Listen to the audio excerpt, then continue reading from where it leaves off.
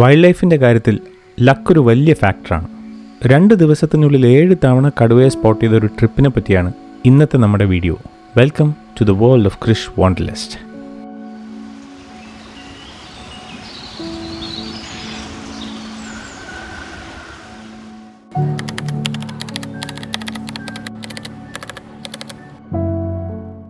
കർണാടകയിലെ കബനിയിലെ നാഗർഹോളെ ടൈഗർ റിസർവിനകത്ത് വരുന്ന കാക്കനക്കോട്ടെ ഗേറ്റിൽ നിന്നാണ് ഇന്ന് നമ്മൾ സഫാരി എടുത്തിരിക്കുന്നത്.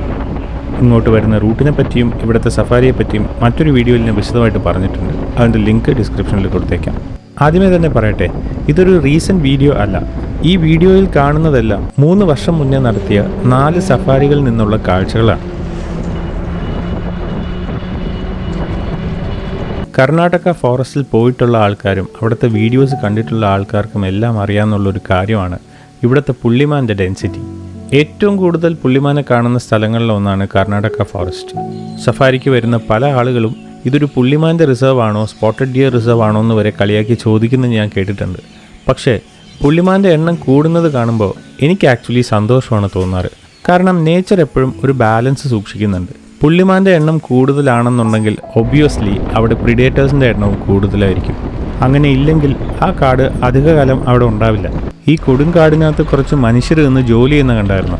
കർണാടകയിലെ ഫോറസ്റ്റിൽ വരുമ്പോൾ സഫാരി വെഹിക്കിൾ പോകുന്നതിൻ്റെ ഇരുവശത്തായിട്ടും തെളിഞ്ഞ ഒരുപാട് പ്രദേശം കാണാം. അങ്ങനെ ഉള്ളതുകൊണ്ടാണ് നമുക്ക് അവിടെ സൈറ്റിംഗ് ഒരുപാട് കിട്ടുന്നത്. ആ തെളിഞ്ഞു കിടക്കുന്ന പ്രദേശങ്ങൾ നാച്ചുറലായിട്ട് ഉണ്ടാകുന്നതല്ല, ഇതുപോലെ മനുഷ്യർ നിന്ന് വെട്ടി തെളിക്കുന്നതാണ്. അതിനവർക്ക് കാശ് കൊടുക്കുന്നുണ്ട്. ഗവൺമെൻറ് തന്നെയാണ് ഇവരെ അപ്പോയിൻ്റ് ചെയ്തിരിക്കുന്നത്.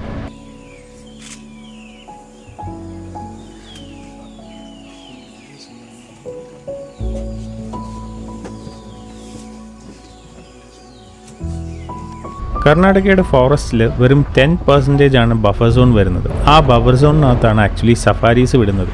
അതുകൊണ്ട് നമ്മൾ കോർ ഏരിയയിൽ കയറി ഒരിക്കലും വൈൽഡ് അനിമൽസിനെ ഡിസ്റ്റർബ് ചെയ്യുന്നില്ല.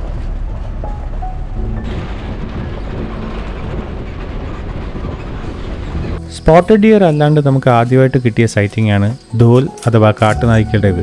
കാട്ടിലെ ഏറ്റവും ഫിറോഷ്യസ് ആയിട്ടുള്ള ഹണ്ടേഴ്സാണ് ഇവർ. ജീവനുള്ളപ്പോൾ തന്നെ ഇരയെ കഴിക്കുന്ന ഇവരെ ക്രൂരന്മാരായിട്ടാണ് കണക്കാക്കുന്നത്. പക്ഷേ അവർക്ക് ആ ചെയ്യുന്നതിന് അതിൻ്റേതായ റീസൺസ് ഉണ്ട്. മുമ്പുള്ള വീഡിയോസിൽ വ്യക്തമായിട്ട് ഞാൻ അതിനെപ്പറ്റി പറഞ്ഞിട്ടുണ്ട്. ഈ കാണുന്നത് ഒരു ചെറിയ ഹണ്ടിങ് പാക്കാണ്. അവരുടെ വയറ് നിറഞ്ഞിരിക്കുന്നത് കണ്ടിട്ട് ഹണ്ടിങ് കഴിഞ്ഞിട്ട് അധികം ആയിട്ടില്ല എന്നാണ് തോന്നുന്നത്. കർണാടക ഫോറസ്റ്റിൽ ഏറ്റവും ചീപ്പായിട്ട് വൈൽഡ് ലൈഫ് സഫാരി എടുക്കാനുള്ള ഓപ്ഷൻ ബസ് തന്നെയാണ്.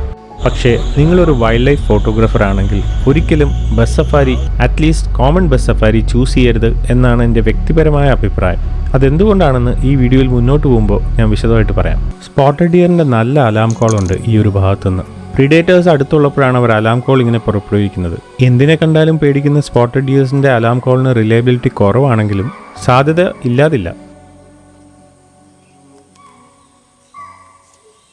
ബംഗാൾ ടൈഗറിൻ്റെ ഫസ്റ്റ് സൈറ്റിംഗ് അങ്ങനെ കിട്ടിയിരിക്കുകയാണ്.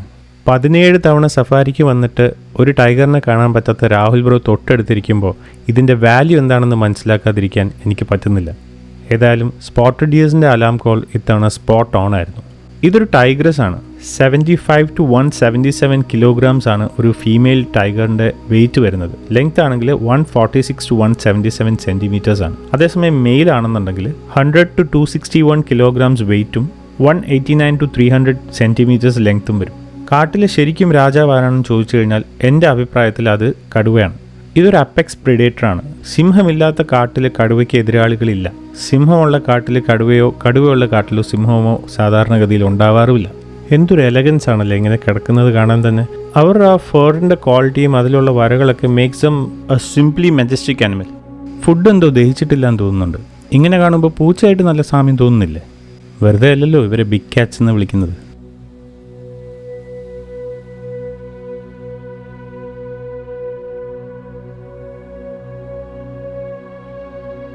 ഈ ഒരു സമയത്ത് തന്നെ കുറച്ച് ദൂരെയായിട്ട് വേറൊരു കടുവ പാസ് ചെയ്ത് പോയി. പെട്ടെന്ന് തന്നെ ഈ കടുവ അലേർട്ടാവുകയും അങ്ങോട്ട് തന്നെ സൂക്ഷിച്ച് നോക്കിക്കൊണ്ടിരിക്കുകയും ചെയ്തു. സ്വന്തം ടെറിട്ടറിയിൽ വേറൊരാൾ കയറുന്നത് ഏത് കടുവയ്ക്കും ഇഷ്ടപ്പെടത്തില്ലോ. പക്ഷേ അത് ജസ്റ്റ് പാസ് ചെയ്യായിരുന്നു തോന്നുന്നു. പിന്നെ അവിടെയെങ്കിലും കണ്ടില്ല.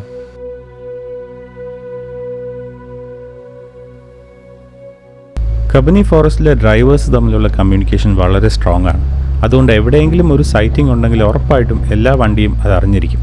വല്ലപ്പോഴും മിസ് ചെയ്യുന്നുണ്ടെങ്കിൽ തന്നെയും അത് ഡിസ്റ്റൻസ് കൂടുതലായതുകൊണ്ട് മാത്രമാണ്. കബനിയിലെ സഫാരിക്ക് ബെസ്റ്റ് ഓപ്ഷൻ JLR ആണ്. കബനിയിലെന്നല്ല, കർണാടകയിലെ എല്ലാ ഫോറസ്റ്റിലും. അതിനൊരു റീസൺ ഇതാണ്. സൈറ്റിംഗ് എവിടെ ഉണ്ടെങ്കിലും ഇല്ലെങ്കിലും JLRൻ്റെ വണ്ടികൾക്കാണ് പ്രിഫറൻസ് കൂടുതൽ.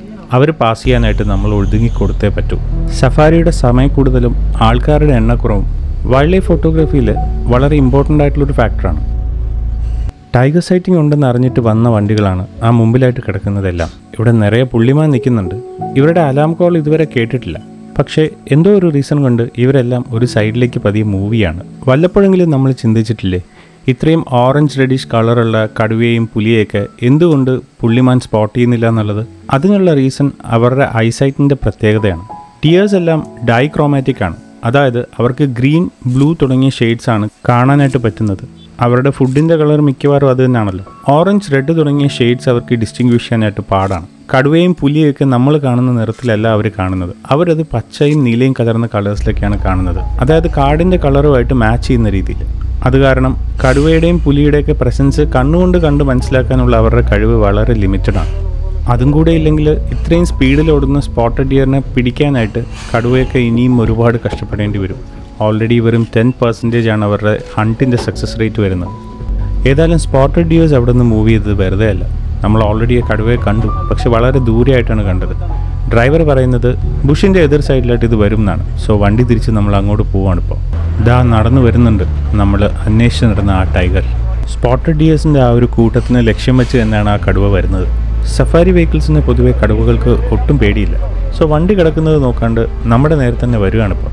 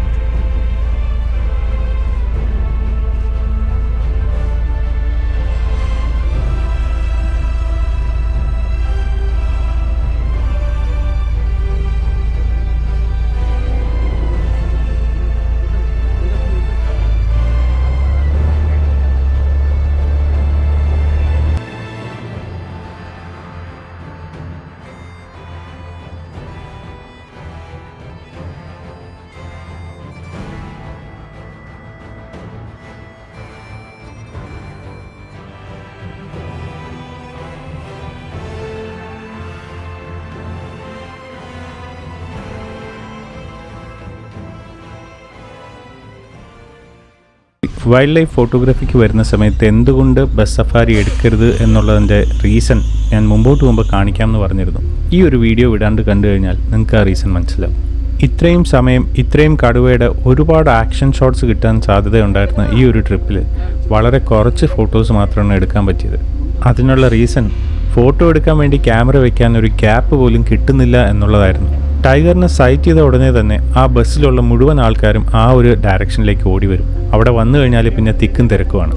അതേസമയം മുമ്പിലുള്ള JLRൻ്റെ വണ്ടിയിൽ ആൾക്കാർ കൂളായിട്ടിരുന്ന് ഫോട്ടോ എടുക്കുന്നത് നമുക്ക് കാണാം. ഇതിലെ വേഴ്സ്റ്റ് പാർട്ട് എന്താണെന്ന് വെച്ചാൽ 1800 രൂപയാണ് 300mm മേളിലുള്ള ഒരു ലെൻസ് കയറ്റാനായിട്ട് നമ്മൾ അവിടെ പേ ചെയ്യേണ്ടത്. നമ്മുടെ കൂടെ ബസ്സിൽ ഒരു കാശ് പോലും കൊടുക്കാതെ മൊബൈൽ ഫോണുമായിട്ട് വരുന്ന ആൾക്കാരുണ്ടാവും. സൈഡിലുള്ള സീറ്റ് മൊത്തം ഓൾറെഡി കവർ ചെയ്തിരിക്കുന്ന ഇവർ ഒരു കാരണവശാലും ഫോട്ടോഗ്രാഫേഴ്സിന് വേണ്ടി മാറിക്കൊടുക്കാറില്ല. ഈ 1800 രൂപ ഒരു സഫാരിക്ക് നമ്മൾ എക്സ്ട്രാ കൊടുക്കുന്നത് കൊണ്ട് ഒരു തരത്തിലുള്ള പ്രിവിലേജും നമുക്ക് പ്രൊവൈഡ് ചെയ്യപ്പെടുന്നതുമില്ല. ഭാഗ്യമുണ്ടെങ്കിൽ കുറച്ച് നല്ല ഫോട്ടോസ് എടുക്കാം, അത്രേ ഉള്ളൂ. അതേസമയം JLRലാണെങ്കിൽ അവർ ഫോട്ടോഗ്രാഫേഴ്സിന് വേണ്ടിയിട്ട് സ്പെസിഫിക് ആയിട്ട് വണ്ടി നിർത്തുകയും അനിമൽസിനെ കറക്റ്റായിട്ട് ട്രാക്ക് ചെയ്യുകയും അതിന് വേണ്ട സൗകര്യങ്ങളെല്ലാം ചെയ്തു കൊടുക്കുകയും ചെയ്യാറുണ്ട്. അതുകൊണ്ടാണ് ഞാൻ പറഞ്ഞത്, വൈൽഡ് ലൈഫ് ഫോട്ടോഗ്രാഫി സിനിമാറ്റോഗ്രാഫിക്ക് വരുന്ന ആൾക്കാരാണെങ്കിൽ ഉറപ്പായിട്ടും JLR തന്നെ ചൂസ് ചെയ്യുക. ബസ്സിൽ വരുന്ന എല്ലാ ആൾക്കാരും വൈൽഡ് ലൈഫ് എന്തൂസിയാസ്റ്റും ഫോട്ടോഗ്രാഫേഴ്സും അല്ലാത്തത് കൊണ്ട് അവർ വെറുതെ കാഷ്വലായിട്ടൊരു എക്സ്കർഷൻ വരുന്ന പോലെയൊക്കെ വരാറുണ്ട്. പ്രശ്നം എന്താണെന്ന് വെച്ചാൽ വളരെ റെയറായിട്ട് കിട്ടുന്ന ടൈഗർ സൈറ്റിങ്ങിൻ്റെ സമയത്ത് ഇവർ മൊബൈലിൽ ടൈഗറിൻ്റെ കൂടെ സെൽഫി എടുക്കുകയും വീട്ടിൽ വീഡിയോ കോൾ വിളിച്ചിട്ട് ടൈഗേഴ്സിനെ കാണിച്ചു കൊടുക്കുകയൊക്കെ ചെയ്ത് നമ്മുടെ വ്യൂ കംപ്ലീറ്റ് ബ്ലോക്ക് ചെയ്യും. ചെറിയ കുഞ്ഞുങ്ങളെയും കൊണ്ടുവരുന്ന ആൾക്കാരുണ്ട്. 3 മണിക്കൂർ ഇങ്ങനെ ഒരു വൈൽഡ് ലൈഫ് സഫാരി ഇൻട്രസ്റ്റ് ഇല്ലാതെ എൻജോയ് ചെയ്യാനുള്ള കപ്പാസിറ്റി അവർക്ക് ആയിട്ടില്ല എന്നുള്ള സത്യം ഇവർ മനസ്സിലാക്കുന്നില്ല.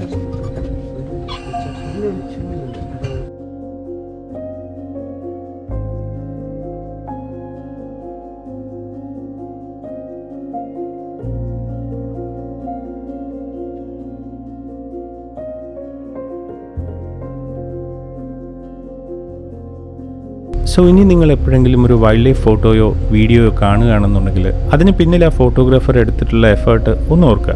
അത്രയും പാഷൻ ഇല്ലാണ്ട് ഈ പ്രശ്നങ്ങളെല്ലാം സഹിച്ചിട്ട് ഇത് ചെയ്യാനായിട്ട് പറ്റില്ല. And obviously wildlife photography എക്സ്പെൻസീവാണ്.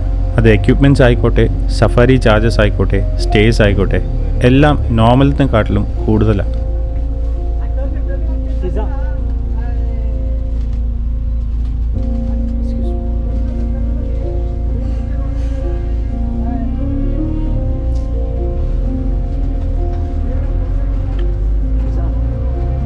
ഇപ്പോൾ ഈ കേൾക്കുന്നത് നമ്മൾ വന്നിരിക്കുന്ന സഫാരി ബസ് മൂവ് ചെയ്യുമ്പോൾ ഉള്ള സൗണ്ടാണ്.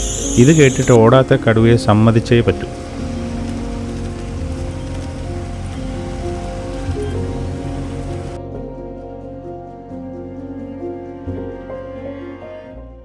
അടുത്ത ടൈഗർ സൈറ്റിംഗ് ഉണ്ടെന്ന് കമ്മ്യൂണിക്കേഷൻ വന്നിട്ടുണ്ട്. കുറച്ച് ദൂരെ ആയതുകൊണ്ട് പെട്ടെന്ന് അങ്ങോട്ട് പോവാണ്. ഒരല്പം ബുദ്ധിമുട്ടിയെങ്കിലും ടൈഗറിനെ കണ്ടു. ആ ബുഷസിൻ്റെ ഇടയിൽ കിടന്ന് ഉറങ്ങുകയാണ്. ഞെട്ടിച്ച എന്താണെന്ന് വെച്ചാൽ അതൊന്നല്ല, 2 ടൈഗേഴ്സ് ഉണ്ട്.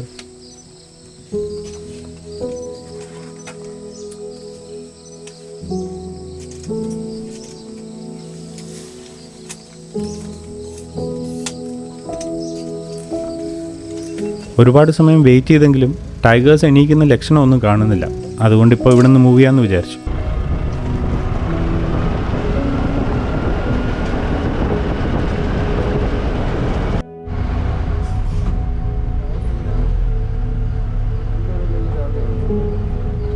താ പോകുന്നതാണ് JLRൻ്റെ സഫാരി വെഹിക്കിൾ. ആ വ്യത്യാസം നിങ്ങൾക്ക് മനസ്സിലാവുന്നുണ്ടല്ലോ അല്ലേ? ഇതാണ് കാടിൻ്റെ യഥാർത്ഥ കാവൽക്കാരൻ. ഏറ്റവും റിലയബിൾ ആയിട്ടുള്ള അലാം കോൾസിൽ ഒന്ന് ഇവരുടേതാണ്. നല്ല ഹൈറ്റുള്ള മരത്തിൻ്റെ മുകളിലിരുന്നാണ് ഇവർ അലാം കോൾ കൊടുക്കുന്നത്.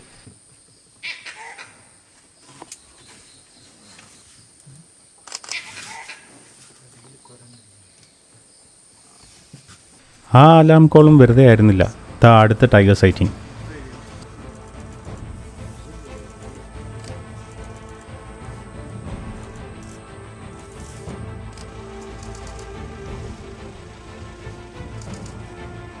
കുറച്ച് സമയം നേരെ നോക്കി നിന്നിട്ട് ഞങ്ങളുടെ നേരെ ഒരു വരവ് വന്നു. No words to explain that.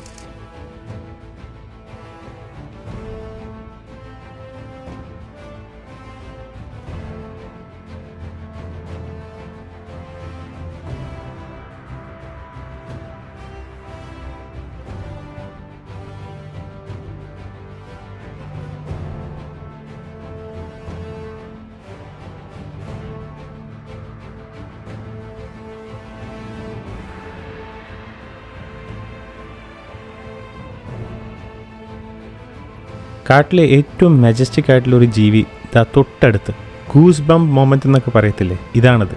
അവരുടെ കണ്ണിൻ്റെ ഒരു പവർ ഉണ്ടല്ലോ, നമ്മുടെ കണ്ണിലേക്ക് നോക്കുമ്പോൾ ഒരു സെക്കൻഡ് ഫ്രീസ് ആയിപ്പോവും.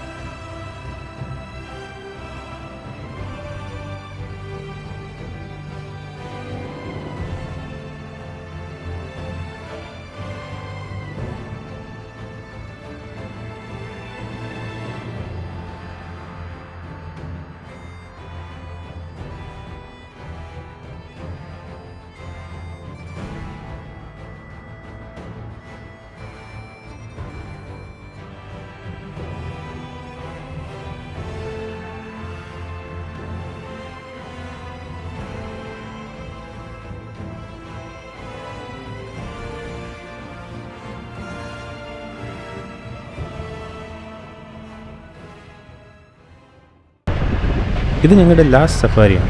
ഇത്തവണത്തെ സഫാരികളിലെല്ലാം ടൈഗർ സൈറ്റിംഗ് ഒരുപാട് കിട്ടിയെങ്കിലും മറ്റുള്ള ആനിമൽസ് വളരെ കുറവായിരുന്നു. ഏതായാലും കുറച്ച് കാട്ടുപോത്തിനെങ്കിലും കണ്ടല്ലോ.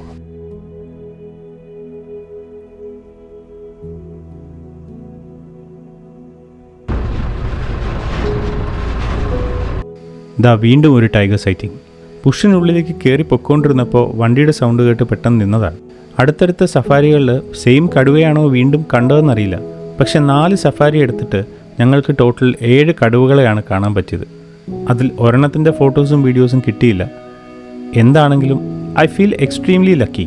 വർഷങ്ങളായിട്ട് ഇവിടെ സഫാരി എടുത്തിട്ട് ടൈഗർ സൈറ്റിംഗ് കിട്ടാണ്ട് പോയ ഫോട്ടോഗ്രാഫേഴ്സിനെ എനിക്കറിയാം. അതുകൊണ്ട് തന്നെ എനിക്ക് കിട്ടുന്ന ഓരോ സൈറ്റിങ്ങിൻ്റെ വാല്യൂ എന്താണെന്നുള്ളത് ഞാൻ നന്നായിട്ട് മനസ്സിലാക്കുന്നുണ്ട്.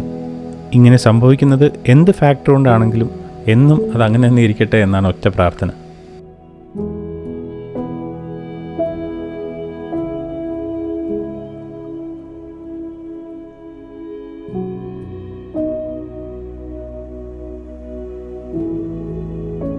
നമ്മൾ കാകനക്കോട്ടയിലെ സഫാരി എടുത്തിരിക്കുന്നത് നവംബർ മാസത്തിലാണ്. മഴയൊക്കെ ഉണ്ടായിരുന്നതുകൊണ്ട് കാടിന് നല്ല പച്ചപ്പുണ്ട്. ഇതാ വീണ്ടും നിൽക്കുന്നുണ്ട് ഒരു കൂട്ടം കാട്ടുപോത്ത്. പശുവിൻ്റെ വർഗ്ഗത്തിൽപ്പെടുന്ന ഏറ്റവും വലിയ ജീവിയാണിത്. സൗത്ത് ആൻഡ് സൗത്ത് ഈസ്റ്റ് ഏഷ്യയുടെ ഭാഗങ്ങളിൽ മാത്രമേ ഇവരെ കാണാറുള്ളൂ. ഇവർക്ക് കുറച്ച് തണുത്ത ക്ലൈമറ്റാണ് ഇഷ്ടം. അതുകൊണ്ട് തന്നെ മെയിനായിട്ട് ഹില്ലി ഏരിയാസിലാണ് കൂടുതലായിട്ട് കാണപ്പെടാറ്. 400 to 1500 kilograms ആണ് ഒരു ഗോറിൻ്റെ വെയിറ്റ് വരുന്നത്. അതായത് 1.5 ടൺ വരെയൊക്കെ വെയിറ്റ് വരാറുണ്ട്. 3.4 മീറ്റേഴ്സ് വരെ ഹൈറ്റും വരാറുണ്ട്. ഇവർ സോഷ്യൽ അനിമൽസ് ആണ്. സോ എപ്പോഴും ഒരു ഹേർഡായിട്ട് നടക്കത്തുള്ളൂ. ഇത്രയും സ്ട്രോങ് ആയിട്ടുള്ള ഒരു ഗോറിനെ ഒറ്റ അടിക്ക് ഒരു ടൈഗറിന് കൊല്ലാൻ കഴിയും. 1000 PSIക്ക് മേളിലാണ് ടൈഗറിൻ്റെ സ്ട്രൈക്ക് ഫോഴ്സ്. കേരള പോലീസിൻ്റെ ജലപീരങ്കിയുടെ ഫോഴ്സ് വെറും 220 PSI ആണ്. സോ ഇന്നത്തെ ഈ വൈൽഡ് ലൈഫ് സഫാരി വീഡിയോ നിങ്ങൾക്ക് എല്ലാവർക്കും ഇഷ്ടപ്പെട്ടെന്ന് വിചാരിക്കുന്നു. Please like and share this video with your friends. എൻ്റെ ട്രിപ്സിൽ ജോയിൻ ചെയ്യാൻ താല്പര്യമുണ്ടെങ്കിൽ DM ചെയ്യാം, അല്ലെങ്കിൽ ഡിസ്ക്രിപ്ഷനിൽ ഒരു നമ്പർ കൊടുത്തിട്ടുണ്ട്, അതിൽ കോൺടാക്ട് ചെയ്യാം. ചാനൽ ഉറപ്പായിട്ടും സബ്സ്ക്രൈബ് ചെയ്യുക, because your support means a lot to me. See you soon with the next video. Until then, adios amigos.